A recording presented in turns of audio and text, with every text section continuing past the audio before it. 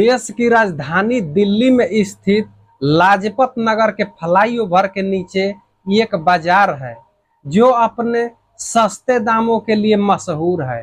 हालांकि इस मंडी में एक और गतिविधि होती है जो देह व्यापार से संबंधित है।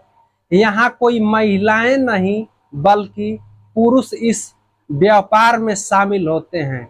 अमीर घरों की महिलाएं यहाँ आती हैं, अपनी मनपसंद का लड़का चुनती हैं और उसे अपनी गाड़ी में बैठाकर या तो होटल ले जाती हैं या अपने घर पर 12 नंबर की एक शाम एक गाड़ी फ्लाईओवर के नीचे आकर रुकती है और इस गाड़ी में बैठी महिला सुमित नाम के लड़के को पसंद करती है।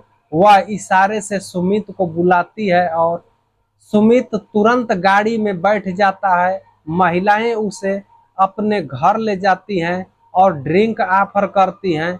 दोनों साथ में ड्रिंक पीते हैं और फिर अपने अपने उद्देश्य की पूर्ति में लग जाते हैं। सुमित पैसे के लिए वहां था। जब महिला अपनी इच्छाओं को पूरा करने के लिए उसे लाई है, कई घंटों के बाद जब वे दोनों थक जाते हैं, महिला सुमित को तय रकम अदा करती है, लेकिन वह महिला सुमित पर इतना फिदा हो जाती है कि उसे अतिरिक्त पैसे भी देती है और उसका नंबर मांगती है ताकि भविष्य में जब भी जरूरत हो वह उसे बुला सके। सुमित खुश होकर अपना नंबर दे देता है और वहां से चला जाता है। अगली बार जब सुमित महिला के बुलावे पर वापस आता है तो कुछ ऐसा होता है जिसे सुनने के बाद आप लोग हैरान रह जाएंगे और कहने पर मजबूर हो जाएंगे कि आखिर ऐसा कैसे हो गया। यह जानने के लिए वीडियो को अंत तक जरूर देखें। नमस्कार दोस्तों, आपसे निवेदन है कि वीडियो को पूरा देखिएगा। अगर दिल को छू जाए तो लाइक कर दीजिएगा। आज की घटना बेहद हैरान कर देने वाली है। आज तक मैंने आप लोगों को तमाम किस्से और कहानियां सुनाई हैं और ज्यादातर मामलों में देह व्यापार में महिलाएं सम्मिलित होती हैं। यह कहा जाता है कि यह महिलाएं समाज की छवि को धूमिल कर रही हैं, लेकिन आज की कहानी बिल्कुल अलग है और बेहद रोचक है। इसमें कोई महिलाएं, कोई वेश्या नहीं है बल्कि एक पुरुष वेश्या है।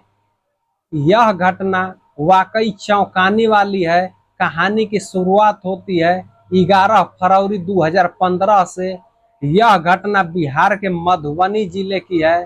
यहाँ के निवासी जय नारायण के परिवार में उनकी पत्नी कोमल और 3 बच्चे हैं, 2 बेटियां और 1 बेटा। सुमित पढ़ाई में बेहद होशियार था और आर्मी की तैयारी कर रहा था। उसमें 2 बार आर्मी के लिए पेपर भी दिया और दौड़ भी निकाल ली, लेकिन मेडिकल टेस्ट में हमेशा असफल हो जाता था क्योंकि उसमें कुछ शारीरिक कमियां थी। सुमित नौकरी पाने की कोशिश कर रहा था लेकिन उसे सफलता नहीं मिल रही थी। जय नारायण ईंट के भट्ठे पर काम करते थे और वहीं से मिले पैसों से अपने परिवार का गुजारा करने की कोशिश करते थे। समय बीतता गया और सुमित को नौकरी नहीं मिली। तब उसके एक दोस्त ने उसे सलाह दी कि उसे कुछ और काम भी करना नहीं चाहिए। सुमित ने यह बात अपने माता पिता जय नारायण से पूछी। उन्होंने भी सहमति दी कि उसे कुछ काम करना चाहिए। इसके बाद सुमित अपने दोस्त से बात करता है और दिल्ली चला आता है। दिल्ली में उसे एक कपड़े की दुकान पर काम मिल जाता है।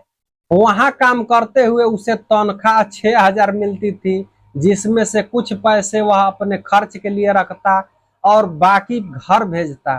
धीरे धीरे सब कुछ अच्छा चलने लगा, लेकिन सुमित को लगता था कि इतने पैसों से घर की खर्च नहीं चल पा रहा है। अपने दोस्त राघव से बात की और कहा कि उसे और काम ढूंढना चाहिए ताकि ज्यादा पैसे कमा सके और परिवार की परेशानियां दूर कर सके। राघव मुस्कुराते हुए कहता है कि ये एक काम है जिसमें पैसे तो बहुत हैं, लेकिन क्या तुम कर सकोगे? सुमित आत्मविश्वास के साथ कहता है कि ऐसा कौन सा काम है जो वह नहीं कर सकता है। वह आर्मी की तैयारी करने वाला छात्र है और भारी से भारी काम कर सकता है। इसके बाद राघव मुस्कुराते हुए कहता है कि यह काम बहुत भारी नहीं है, लेकिन इसमें पैसे बहुत हैं। अगले दिन राघव सुमित को लेकर लाजपत नगर के फ्लाईओवर के नीचे जाता है, जहां कई आदमी और लड़के खड़े होते हैं जिनके गले में लाल रुमाल बंधे होते हैं। राघव भी अपने गले में लाल रुमाल बांधता है। देखते ही देखते कई गाड़ियां और औरतें वहां आती हैं और जिसको पसंद करती हैं उसे इशारा करती हैं। वह व्यक्ति उस महिला के साथ चला जाता है। राघव सुमित को समझाता है, देखो यहाँ जो भी महिलाएं आएगी और इशारा करेगी उसके बदले में तुम्हें पैसा देगी, तुम्हें उसे खुश करना होगा। सुमित जवाब देता है कि यह तो बिल्कुल नहीं कर सकता, मैं दुनिया का हर भारी काम कर सकता हूँ लेकिन यह काम नहीं कर सकता। तभी एक गाड़ी आकर रुकती है और राघव को इशारा करती है। राघव गाड़ी में बैठकर महिला के साथ चला जाता है। सुमित भी वहां से चला जाता है। जब राघव वापस आता है तो अपने साथ बहुत सारा पैसा लेकर आता है और सुमित को दिखाता है। इतना पैसा देखकर सुमित हैरान रह जाता है। अगले दिन वह भी राघव के साथ मंडी में पहुंचता है। गले में लाल रुमाल बांधकर खड़ा हो जाता है। 12 नवंबर की दोपहर 12 बजे एक सफेद कार आती है और सुमित को इशारा करती है। राघव हंसते हुए कहता है कि जाओ, तुम्हारा काम शुरू हुआ। सुमित गाड़ी में बैठता है और महिला उसे पैस कॉलोनी के एक फ्लाइट में ले जाती है। अंदर जाते ही महिला उसे ड्रिंक ऑफर करती है। सुमित पहले अभी ड्रिंक नहीं पिया था, लेकिन उस दिन करता है। महिला भी ड्रिंक करती है और फिर सुमित के साथ छेड़छाड़ शुरू कर देती है।